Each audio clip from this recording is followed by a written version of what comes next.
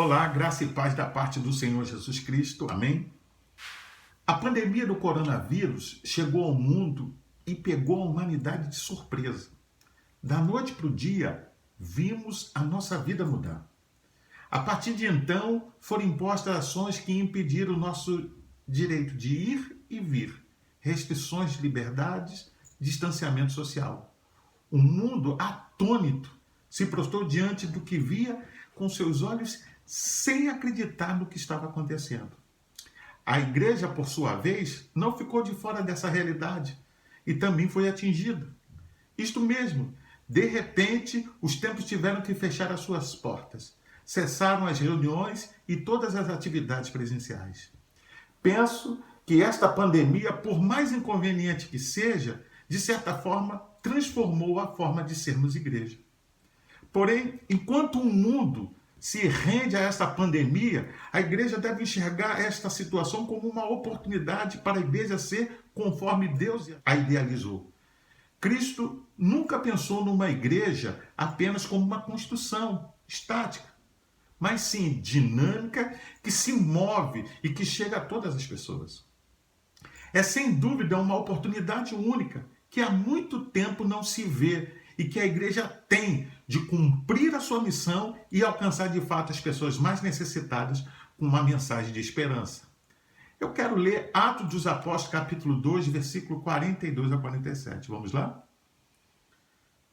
E perseveravam na doutrina dos apóstolos e na comunhão, no partir do pão e nas orações.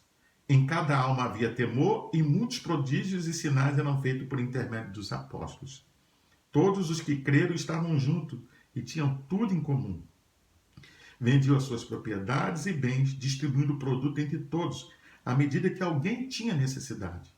Diariamente perseveravam unânime no templo, partiam pão de casa em casa e tomavam as suas refeições com alegria e singeleza de coração, louvando a Deus e contando com a simpatia de todo o povo. Enquanto isso, acrescentava-lhes o Senhor dia a dia os que iam sendo salvos. Amém? Pois bem, na verdade, essa pandemia nos trouxe um fato interessante, pois a igreja deixou de se reunir nos templos, ou seja, nos prédios, e abriu um leque de possibilidades. Pois passamos a ser templo que se reúne nas casas, que anda, que fala, que se relaciona com as pessoas e até mesmo online.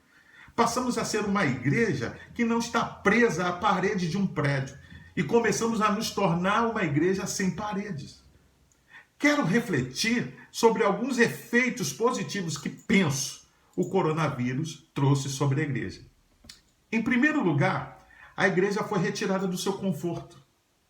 É interessante destacar que desde o reconhecimento mundial da crise do coronavírus e à medida que os números de contaminados e de mortos ia crescendo, vários países começaram a adotar medidas austeras para a contenção dos vírus. E entre elas surgiram vários decretos de autoridades sobre políticas sanitárias. Com isso, ocasionou o fechamento de várias empresas, serviços públicos, a maioria dos estabelecimentos comerciais fecharam suas portas, inclusive igrejas, as quais tiveram que suspender as suas atividades presenciais. O evento do Covid-19 desencadeou uma ação sobre a igreja do Ocidente, levando-a talvez a algo que ela jamais havia imaginado.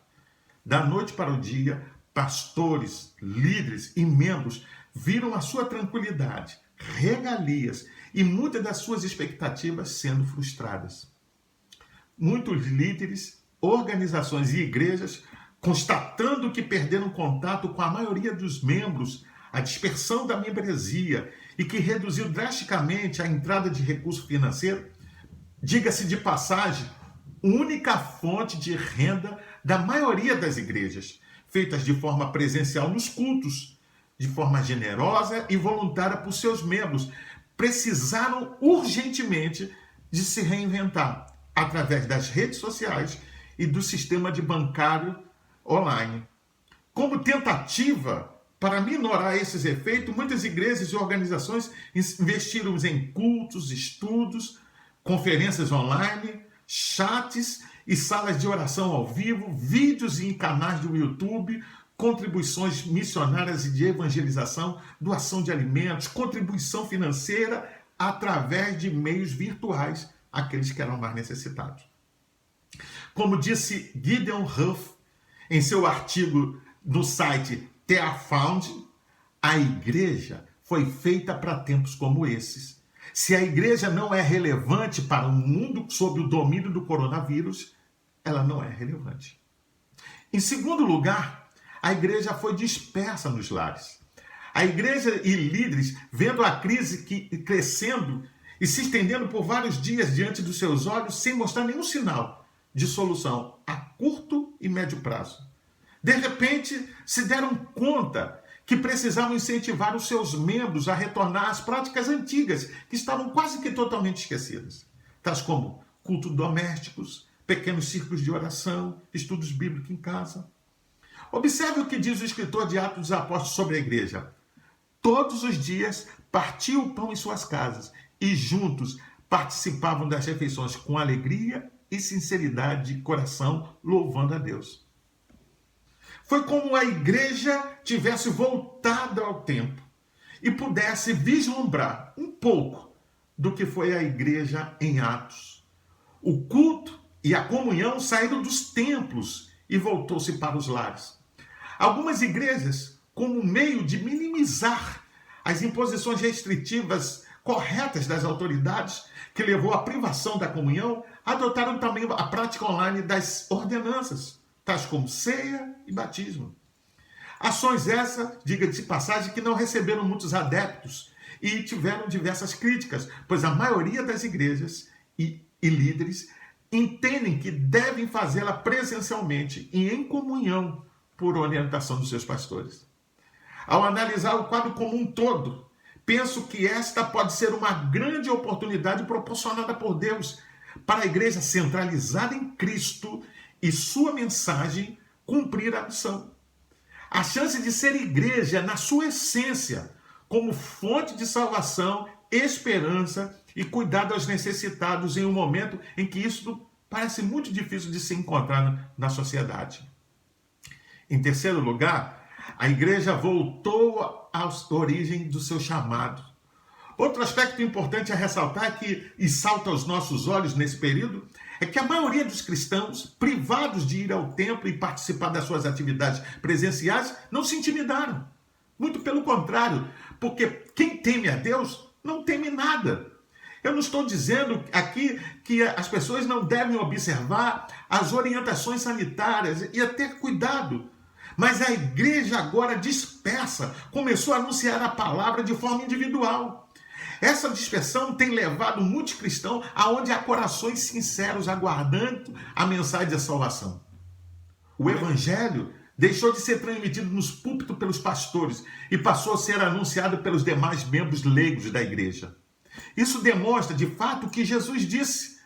Todo cristão tem o dever de levar a salvação às pessoas e anunciar o reino. Conforme Atos 1,8, diz assim: e ser-me-eis testemunha, tanto em Jerusalém como em toda a Judéia e Samaria, e até aos confins da terra.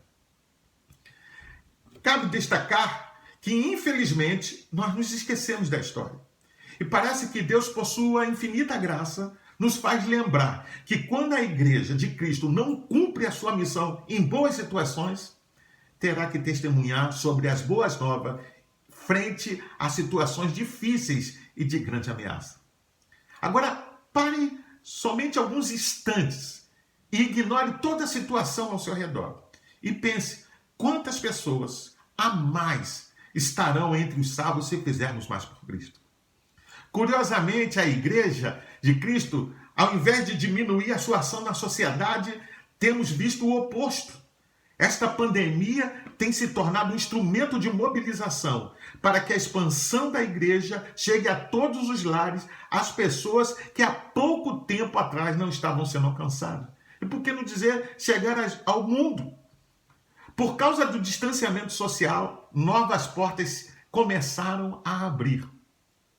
Pois bem, eu concluo dizendo que se do ponto de vista humano, esta pandemia pode ser considerada um caos em todos os sentidos, por outro lado, para o Evangelho e a Igreja de Jesus Cristo, na realidade pode ser uma grande oportunidade para o avanço do reino.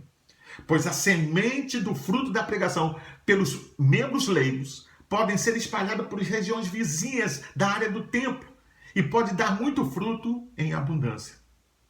A igreja de Atos era uma igreja baseada em relacionamentos. Era uma comunidade ativa e que cuidava uns dos outros. Na verdade, a pandemia do Covid-19 mostrou no pico das transmissões, quando o mundo pregava o isolamento. As Escrituras nos lembram que não fomos feitos para viver em isolamento social, mas em comunidade. Ser igreja no templo é apenas uma parte da nossa missão. Porém, a missão da igreja é ir ao mundo.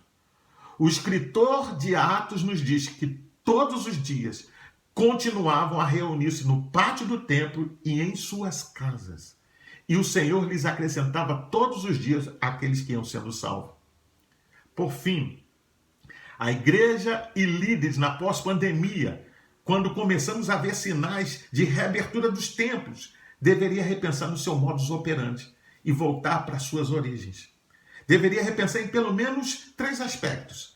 Primeiro, na sua teologia, no que diz respeito sobre a cura, o sofrimento dos crentes, profetas e profecias.